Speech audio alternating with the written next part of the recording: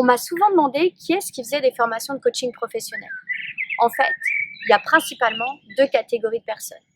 Première catégorie, les personnes qui ont envie d'en faire un métier, les personnes qui ont envie de devenir coach professionnel. Deuxième catégorie, les personnes qui ont envie d'ajouter le coaching à toute leur palette de compétences pour mieux remplir leur mission.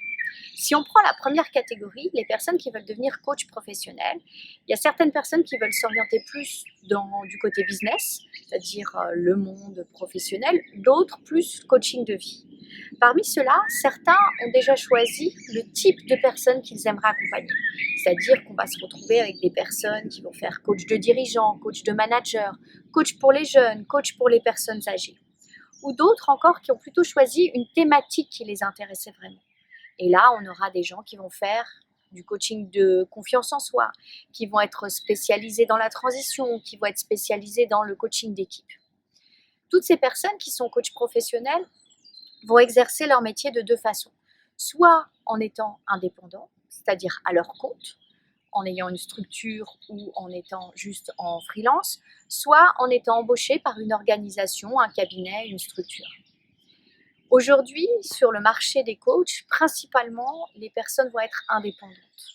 Cependant, de plus en plus, il y a une tendance pour voir des structures, des organisations, des entreprises qui commencent à recruter des coachs de manière salariée. Mais ça reste une tendance. De l'autre côté, on a les personnes qui s'intéressent particulièrement au coaching pour faire un plus dans leur métier. Et là, on va avoir bien sûr les personnes des ressources humaines, les managers, des dirigeants, des gestionnaires de projets transversaux qui veulent utiliser le coaching pour développer le potentiel de leurs équipes et atteindre une meilleure performance. Mais on aura aussi des consultants ou thérapeutes qui, à leur méthodologie, pour mieux satisfaire les besoins du client, ont envie d'ajouter l'outil, la technique coaching. Ou encore d'autres métiers comme dans l'éducation, comme dans le social, où on trouve des personnes qui ont un vrai intérêt à savoir mieux accompagner l'autre. Vous l'aurez compris, faire une formation de coaching professionnel, c'est apprendre un métier. Et en même temps, apprendre à coacher, c'est apprendre à l'aider l'autre d'une autre façon.